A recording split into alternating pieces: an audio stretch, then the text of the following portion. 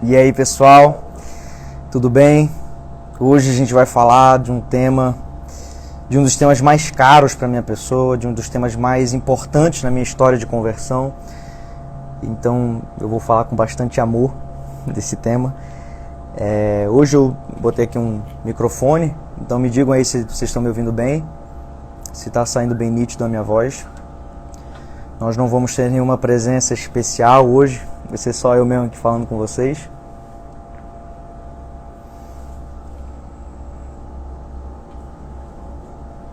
Deixa eu ver aqui. Estão ouvindo? Pessoal, tá saindo boa a minha voz?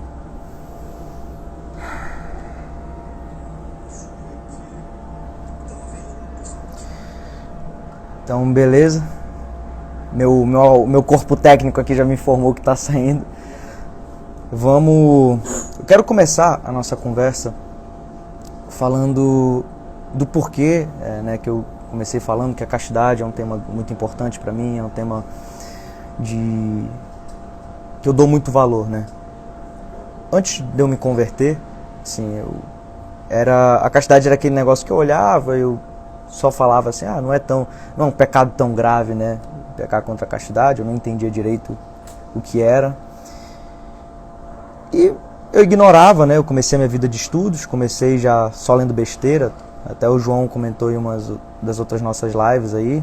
Comecei lendo Thomas Hobbes, comecei lendo essas baboseiras aí.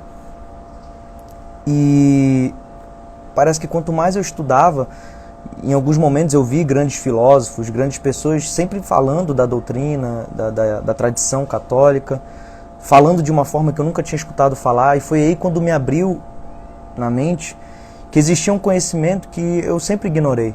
Um conhecimento que me parecia ultrapassado, que era incompreensível para mim, mas que eu nunca fui atrás. Eu mesmo nunca tinha ido atrás, né? E quando eu comecei a ter uma noção do que é a castidade, ter uma noção do que os grandes santos, os doutores, pessoas ilustres, grandes padres falavam, eu comecei a me apaixonar por aquilo. E quando eu decidi tentar viver a castidade, foi ali que eu tive uma primeira, como é que eu posso falar, uma primeira prova de conversão, sabe? E esse tema, eu comecei a estudar bastante o tema, comecei a procurar muitos documentários, muitas homilias de padre, muitos livros que falavam sobre o assunto. E quanto mais eu me fortalecia nessa virtude, e buscava me fortalecer, mais o meu amor pela igreja ia aumentando. Então, outro dia a gente foca nesse aspecto. Como eu estou falando, foi talvez o tema, assim, foi o assunto que mais fez eu me apaixonar pela igreja. E a primeira coisa que eu acho que a gente deve pautar a nossa conversa, só para saber, vão ter várias outras lives sobre o assunto, sobre castidade, sobre temperança, que são as duas virtudes que eu acho que deveriam ser centrais no começo, né? Tem um padre chamado Evagrio Pontico, né? Que ele diz que ele que formulou a teoria do que a gente hoje conhece dos 7 pecados capitais, né? Só que no estudo inicial ele falava que eram 8, né? Porque ele é um padre oriental, e aqui para o Ocidente, São Gregório traduziu como os 7 pecados capitais, né? Ele dizia que eram 8 porque ele incluía a soberba, e a soberba não está nos 7 pecados capitais. Então, como é que foi a ordem, né, que ele disse? Primeiro vinha a soberba, que foi a desobediência de Eva, que gerou todos os outros pecados. Mas ele disse que todos os outros pecados começavam de 3 pecados primários, vamos dizer assim. Da gula, da luxúria e da avareza. Esses 3 pecados capitais, que são os mais primitivos, vamos dizer assim, que sempre estão ali iniciando os outros pecados, eles são tratados, os 3, de uma só vez, com 2 virtudes, a virtude da temperança e da castidade, e hoje nós vamos focar nessa virtude da castidade e conversar sobre ela. O primeiro de tudo é a gente entender o que é a castidade, porque é muito conveniente tratar a castidade só quando ela está relacionada ao sexo, né? A castidade é só o sexo. Tudo bem, isso é um meio, vamos dizer assim, é uma das facetas da castidade, talvez uma das mais importantes. Mas a castidade não é isso. A castidade ela é símbolo, sinônimo de pureza. símbolo e sinônimo de amor quando você olha para uma pessoa e tenta ver o mais genuíno da coisa. O Evagrio, né, esse padre, o que ele disse pra gente? E não foi só ele, tá, pessoal? Quase todos os grandes, vamos dizer, alquimistas da alma que se devotaram dentro da igreja a pegar essas nossas baixezas e elevar, como São João Clímaco, como eu acabei de citar o Evagrio, o próprio Padre Paulo Ricardo, que é aclamado, eu também gosto muito do conteúdo dele, sou seguidor. Ele próprio estudou toda a teoria do Evagrio. Infelizmente, esses livros do Evagrio ainda não foram traduzidos, mas eles trazem pra gente um conhecimento, e olha como é que ele falava pra gente. Esses três vícios capitais, né, a gula, a luxúria e a avareza, por que eles são os mais primitivos? Porque, de certa forma, existe um princípio bom neles. Por exemplo, se nós não comermos, eu, como ser humano, vou morrer. Se não houver o matrimônio e não houver a procriação, a espécie humana morre. Então a gula e a luxúria, esses movimentos, né, o movimento de comer, o movimento de ter o desejo sexual, não é eles em si que estão errados. Mas o que acontece é que ocorre uma desordem. E é por isso que ele diz que são os mais primitivos, porque o demônio falseia eles, né, porque eles são coisas boas na essência, e ele falseia. Ele faz, o que ele faz que a gente faça? Ele faz com que nós projetemos o erro. Ele pega essa nossa visão e ele causa uma falsa projeção. E a mesma coisa acontece na avareza. O próprio São Tomás de Aquino disse que os meios materiais não são ruins quando os meios materiais são feitos para fortalecer uma vida em Cristo, né? Quem diria que eu arrumar dinheiro para construir uma igreja ia ser uma coisa ruim? Quem diria que eu conseguir dinheiro para eu dar o melhor para minha mulher, para eu dar o melhor para meus filhos, seria uma coisa ruim? Ninguém diria isso, é óbvio. Porque o dinheiro em si, ele não é um fim. Então o dinheiro em si não pode ser bom ou não pode ser mal. O que é bom ou o que é mal é sempre a nossa intenção. E esse padre, o Evagrio, ele foi muito certeiro quando ele disse que a gula, a luxúria e a própria avareza, elas começam na intenção. Então quando ele percebe isso, que o erro começa na intenção, a gente vê que não é só o ato exclusivo que faz com que nós pequemos, mas é como nós estamos olhando para aquela realidade. E agora, já trazendo para o foco da live de hoje, como eu quero focar na castidade. A castidade, como eu falei, ela é essa pureza de você buscar olhar para as coisas como elas são e como é a beleza da essência. Né? Eu foquei bastante na castidade essa semana no meu Instagram. Me perguntaram sobre o beijo. Não pode, até o rapaz fez com um tom de brincadeira. Não pode nem beijar a morena. Óbvio que pode. O beijo é um símbolo profundo de amor, de afeto, de carinho. Mas como a gente falou, o beijo ele tem uma coisa ali, né? Ele não é o fim do ato. Você beija e você só cresce o desejo na sua amada ou no seu amado. Então por isso que muitos padres recomendam, olha, toma cuidado aí, que não é, se tu ficar alimentando demais isso aí, né, pode dar besteira. Tá? Mas a gente não vai focar nesse aspecto do beijo. É só para mostrar que uma realidade simples, às vezes, a gente causa uma desordem. Né? Vamos falar agora do ato sexual, né, que é o próprio do foco, vamos dizer, da castidade. Vejam como a gente recebeu um presente de Deus. O ser humano, ele pode ir para a Lua, ele pode criar o maior prédio do mundo, ele pode criar a melhor tecnologia do mundo, ele pode inventar vacina que for para a gente viver até 150 anos, ele pode criar tudo isso. Mas o ápice da criação humana é a geração de uma outra vida. Ou seja, toda a gravidez da família mais pobre que seja é muito mais grandiosa do que qualquer coisa que o Elon Musk, que o Bill Gates vão fazer. Isso aí daqui vai passar 70 anos, ninguém lembra desses caras. Vai passar 70 anos, a minha história vai ficar mantida nos meus filhos, nos meus irmãos. Por menor que seja essa minha marca, ela continua e ela é eterna. Um bem material, se eu pego aqui esse copo agora eu quebro, acabou o copo. Uma vida, se eu arranco, se eu mato a vida, essa vida não acabou. Mesmo no aspecto mais humano, que é a memória, ela continua. Ou seja, a gente percebe que o ápice da vida humana é a criação humana. E Deus deu esse presente pra gente. Quando uma gravidez é uma simulação da criação divina. Olha a importância que Deus deu pro ato sexual. Olha a dimensão, a profundidade desse ato. E a gente vê que esse ato tem um fim imenso, um fim, uma outra vida, é um universo inteiro. Né? Um bebê que nasce, ele pode ao mesmo tempo ser o próximo Hitler e pode ao mesmo tempo ser o próximo Padre Pio. Então a gente percebe que uma vida humana, ela é uma coisa linda de se ver. Mesmo as mais miseráveis, mesmo os piores humanos, até aquilo é bonito de ver, porque no feio você consegue ver o belo. Então, se o ato sexual tem toda essa dimensão, tem toda essa profundidade, que é a geração de uma outra vida, por que a gente só coloca o prazer nessa situação? Então tá entendendo que a castidade ela não é uma repressão sexual, não é o meu Deus do céu, você jamais pode olhar para sua amada e desejá-la. Não é isso. Não é esse tabu que as pessoas colocam de colocar como se fosse algo ultrapassado.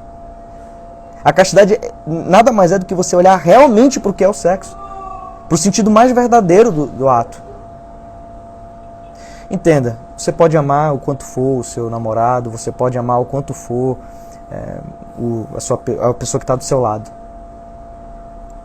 Mas antes, vamos dizer, do compromisso real que você firma, aquela relação ainda é instável. E o que a igreja definiu? Não, agora como é que a gente pode saber que uma relação é estável? Quando você firma esse compromisso diante de Deus. E uma pessoa muito, muito boa, até a pergunta, me mandou nos stories, mas e o casamento não são as duas pessoas que celebram? Boa. A igreja também fala isso. A igreja também fala que os ministros do casamento são os dois que estão casando. Só que o que acontecia antigamente? Agora vamos contar da história da igreja para vocês verem que tudo na igreja tem um porquê de ser, não foi coisa que alguém tirou da cabeça. Antigamente a igreja permitia que os dois se intitulassem casados e tudo mais, e aquilo, pronto, não tinha, né, não precisava de uma cerimônia grandiosa nem nada. Só que o que acontecia? O homem ia numa cidade, casava, ia para outra cidade, casava com outra, ia na outra cidade, casava com outra. Então a igreja percebeu que estava acontecendo esse problema. Então ela falou assim, não, agora todos os casamentos têm que ser feitos na frente de um padre e com testemunhas humanas, para essa união não ser feita só em plano espiritual, mas ser firmada nesse mundo. Então o casamento é o símbolo perfeito da união. Você faz uma promessa diante dos homens, das pessoas que estão ali presentes, diante de Deus e diante da igreja. Ou seja, você firmou um compromisso com todas as esferas que o homem pode fazer. No mundo material, no mundo, vamos dizer, na intercessão, que é a igreja, e no mundo espiritual, que é com o próprio Deus. Quando você realiza o ato, quando você se casa, você firmou total compromisso. Você se entregou realmente totalmente ali naquele momento. Então, assim, quando existe essa relação estável, quando existe esse real compromisso de nunca abandonar o próximo, de olhar para o próximo e saber que os defeitos, essas coisas todas fazem parte da caminhada, quando você tem realmente essa visão, é aí que você realmente tem o direito de ter a amada. Porque antes disso você ainda não se entregou por inteiro. Conseguem perceber? Eu não estou aqui falando, como eu disse mais cedo, que se você não é casado, você não ama seu namorado. Eu jamais diria isso. Até porque o casamento começa com um namoro, né? O ponto é que para ter a dimensão, a profundidade do ato sexual, para fazer parte da criação divina, você precisa antes ter se comprometido com isso. Então percebe que a gente começou falando da profundidade do ato sexual, o quão belo é esse ato, o quão profundo é esse ato. E para você fazer parte desse ato, você precisa firmar um compromisso real. Entende que nada na igreja é uma coisa assim que alguém chegou e falou assim, como muitos dizem, eu acredito em Deus, eu não acredito no que os homens inventam. Mas não é que foi o homem que inventou. Né? Isso aqui como eu estou falando, tudo isso que a gente está falando, vocês podem repetir aí na própria casa, observar se é desse jeito ou não, e vocês podem tomar a decisão. Tanto que o título da live é a relação pede a castidade. Eu não estou falando que exige. Você pode ter uma relação desordenada, como a gente falou. Você pode ter uma relação de olhar para o próximo e ver só como objeto de prazer. Isso é possibilidade sua, você pode fazer. Por isso que eu não usei exige, porque existem relações possíveis sem a castidade, só que elas são relações, né, que você está usando o outro só de maneira utilitária. Você usa aquele só para ganhar dinheiro, você usa aquela moça só para ter prazer, você usa, né, aquele seu amigo só para ter benefícios sociais. Você está olhando para o outro, você não está vendo uma pessoa, você está olhando para o outro e está vendo só um meio de fazer alguma coisa, né? Então, o que acontece?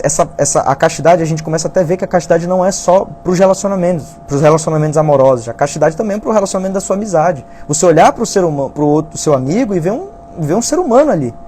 Olhar para ele da forma mais pura possível, vendo todas as possibilidades grandiosas que ele tem, todas as possibilidades baixas que ele tem. E nunca tirar isso de olhar. Por isso que a castidade e a temperança, elas são o primeiro remédio, o remédio urgente que a gente tem que dar para uma sociedade atual. Né? Por isso que a gente vai devotar várias lives para essas duas virtudes, porque parece que elas são o começo da jornada. Né? Eu vou contar uma história para vocês de um rapaz que eu estava conversando há um tempo atrás, para as coisas ficarem até mais exemplificadas. E ele estava conversando comigo, né? Ele estava passando por uma briga ali no namoro. E o namoro dele, assim, só tinha briga. Toda semana era briga que ele vinha me contar e tal.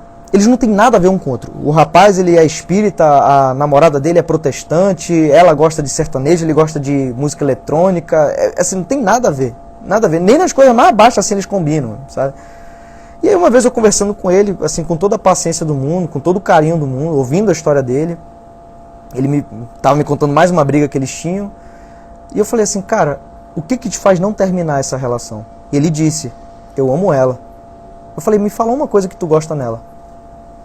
Ele pensou, olhou pro lado, olhou pro outro, ele falou bem assim, cara, não tem nenhum motivo assim, mas quando tá só a gente ali naquele momento, cara, é um negócio assim que eu não tenho explicação. Beleza, eu ouvi aquilo, fiquei calado, desejei assim, a gente mudou de assunto. Mas ele não percebeu, o que ele gosta na namorada dele, assim, é o prazer que ela dá pra ele, né?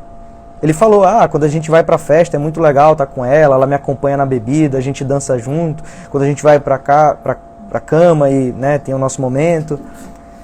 Ele só tava dando momentos de prazer. A namorada dele não tinha nada, assim, eles não tinham um plano, assim, né? Ele já tava até para se formar, ela também já tá no último período. Eles não tem nada assim em comum. Não existe uma relação de duas pessoas. Existe um ser humano que tem prazer no outro e um outro ser humano que tem prazer no outro, e eles se juntam e é bacana, né? É bom. Então por isso que eu falei, essa relação é uma relação possível, tanto que eu acabei de citar uma que existe. Se é feliz ou não, isso já é outra conversa. Por isso que eu disse, as relações pedem a castidade. É todo momento ali Deus te pedindo para a virtude da castidade, ela é todo momento, cara, eu tô aqui, pode me usar. Né? A gente começa a ver, como eu disse, porque esse é o foco central do que eu quero trazer hoje, tá, pessoal? Que a castidade ela não é uma coisa só voltada ao sexo. É porque no sexo a gente consegue, o sexo é uma coisa, assim, quando você tem, né, que a gente estava falando, quando você desordena o sexo, é porque outras áreas já estão desordenadas, entende? Então é por isso que a igreja foca muito como senso prático a própria, né, até eu estava lendo o livro do Santo Afonso Maria de Ligório, o próprio livro dele, no Sexto Mandamento, uma explicação dos 10 mandamentos, o Sexto Mandamento está como não fornicar, né? Ou seja, ele está sendo bem direto no exemplo de, está falando exatamente de sexo, mas durante o capítulo ele fala sobre pensamentos, tá? Porque vamos lá, quando você olha para o outro e fala bem assim, não, esse cara, essa pessoa, essa moça pode me dar prazer. Consegue perceber que muitas outras coisas da vida já estão desordenadas? Não é só aquele ponto que está desordenado? Consegue perceber que quando, por exemplo, né, vamos fazer uma pergunta retórica, vamos dizer assim, né, uma pergunta provocativa. Qual a diferença de eu, né, ter um momento de intimidade só eu ir lá e me masturbar, e eu ter uma relação com outra pessoa só focando no prazer? Qual é a diferença dos dois atos? Um ato é sozinho, o outro tem outra pessoa. Porque na essência os dois ali só estão se juntando para, né? Vamos se juntar aqui para ter prazer. Como eu falei, essa relação pode começar de uma primeira intenção boa, de amor. Você pode realmente amar outra pessoa e mesmo assim cometer isso. Porque, né, o amor tem esse desejo, você quer consumar aquela pessoa, você quer estar com ela no momento mais íntimo, que o sexo é esse símbolo de união, é o momento mais íntimo que um ser humano pode chegar no outro. Tem a mente envolvida, os sentimentos envolvidos, o corpo envolvido, está tudo envolvido. Então sim, essa relação desordenada pode começar de um ato bom, de uma intenção boa, né? Pode começar. Mas percebe que quando os dois que se amam se tratam dessa forma, os dois estão se tratando como objeto. Os dois estão se tratando da mesma forma que eu trato esse copo, como uma coisa que serve para mim a um objetivo específico, que é matar minha sede. Naquele momento, você que é namorado, naquele momento, você está olhando para sua namorada, você está olhando para o seu namorado e vendo bem assim, ele pode me dar prazer. É só esse o fim de um relacionamento, de um ato não casto, né? É triste, é duro, eu sei, mas assim, a gente está aqui tratando de um assunto que não tem mais como pegar leve nesse assunto. Tá? Não tem mais como tratar esse assunto como é um detalhe ali nos 10 mandamentos, só botaram ali porque é um detalhe a mais. Não dá mais para tratar esse assunto dessa forma. Tá? E se a gente começar a tratar só dessa forma, não entender a importância disso, todo o resto vai ser besteira. O jejum vai ser besteira, a oração vai ser besteira, a mortificação vai ser besteira. Porque não tem problema, né? Eu olhar para o outro e ver, ele pode me dar prazer. Agora, vamos para a parte mais misericordiosa da coisa. Você que, né, a gente que já cometeu esses atos e tudo mais, você não é a pior pessoa do mundo, tá? Você não é, meu Deus do céu, como eu sou agora o maior pecador da história. Não, você não é. Entenda que eu, por exemplo, falando por mim, eu considero que eu me converti ali para a igreja, realmente me converter, tentar viver as coisas, os sacramentos e tudo, dos 19 para 20 anos. Antes disso, eu estou falando da minha trajetória, eu vivi 19 anos ignorando esses pontos. Ou seja, não vai ser da noite para o dia que eu vou estar curado disso. Não vai ser da noite... Eu passei 19 anos da minha vida cometendo em erro, vamos dizer assim. Não vai ser da noite para o dia que eu vou pegar e esse erro vai estar sanado totalmente da minha alma.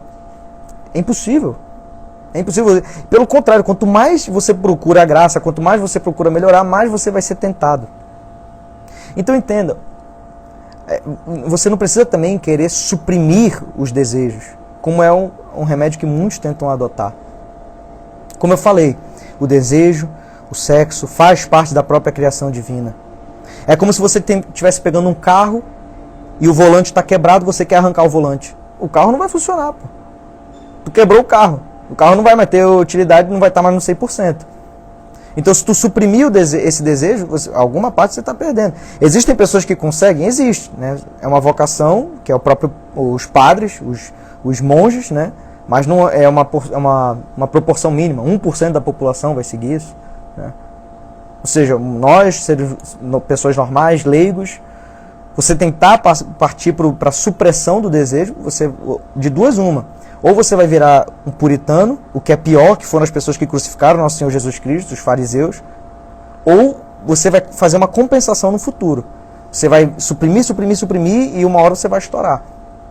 Então, qual é a terapia, né, da porneia, vamos dizer assim, que é o próprio nome que o padre Paulo Ricardo usa? Qual é a terapia da porneia?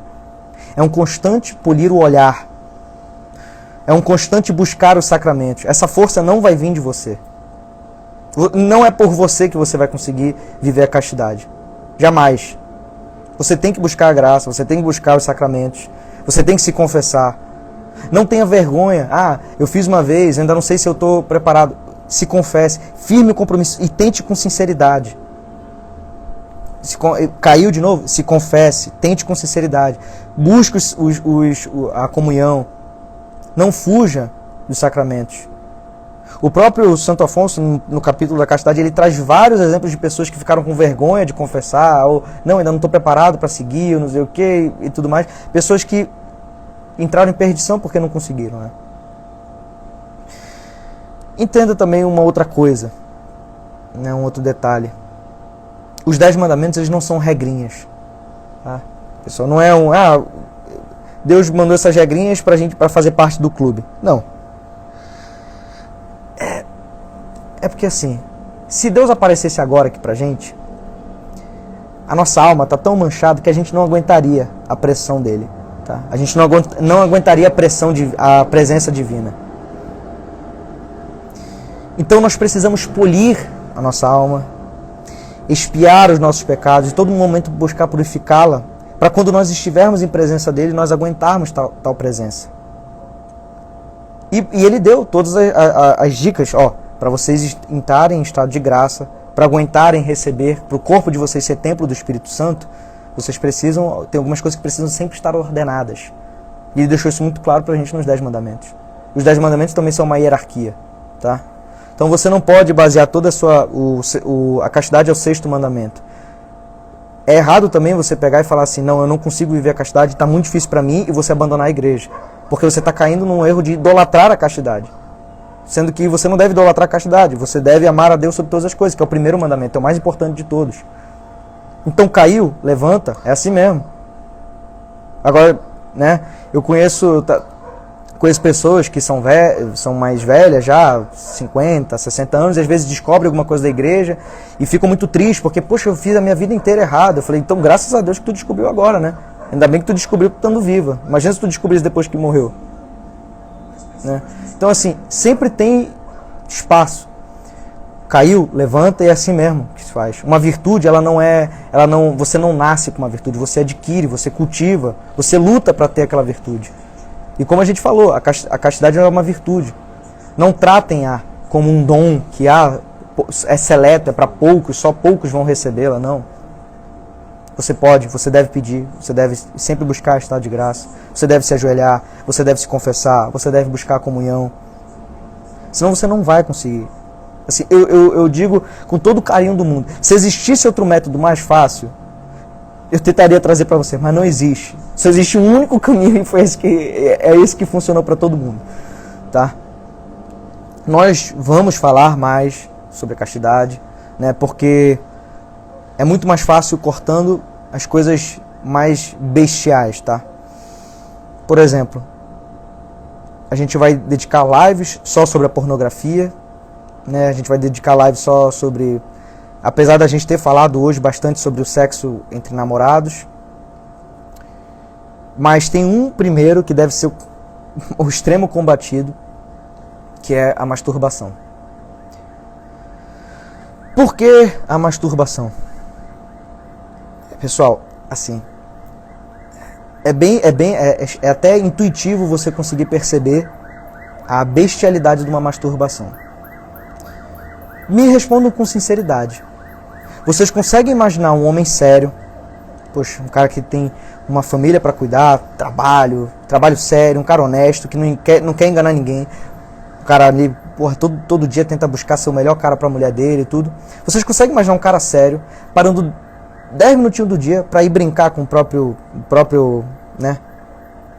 Vocês conseguem imaginar uma cena dessa? Vocês conseguem perceber o quanto uma cena dessa chega a ser até bestial mesmo? É um animal ali usando um negócio por mero prazer. Prazer que dura 2 minutos. Vocês conseguem perceber o quão desordenado está a situação para chegar realmente nesse ponto? E o pior, isso é uma coisa que está normalizada. Isso que é o pior da coisa. O cara que não faz isso é tratado como estranho. Né? É comum um homem, né? Você chega lá com o tio, pô, tio e tal, o cara, e aí, a mão, como é que tá, não sei o quê. É por isso que eu achei por urgência tratarmos desse assunto e começar a trazer esse assunto mesmo para debate. E como eu falei, não tem como falar disso de uma maneira mais dócil ou pegar mais leve. É impossível. Não tem mais como. Hoje, a gente liga a TV, é besteira. A gente liga o rádio, é besteira. A gente abre o Instagram, é só besteira. Né? Chega num ponto que você se sente realmente um alienígena. Você fala, cara, é só eu tentando ver dessa forma? Então, tem alguma pergunta, pessoal? Tem alguma coisa que queiram falar? Porque É estranho falar só com a câmera, eu não estou acostumado com isso ainda.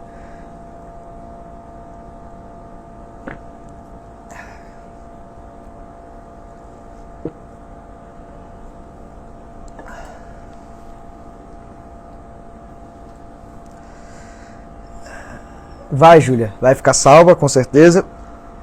Inclusive, eu tô criando o meu canal no YouTube pra gente postar as lives no YouTube, deixar no SoundCloud para ouvir enquanto tá dirigindo, para ouvir caminhando, né?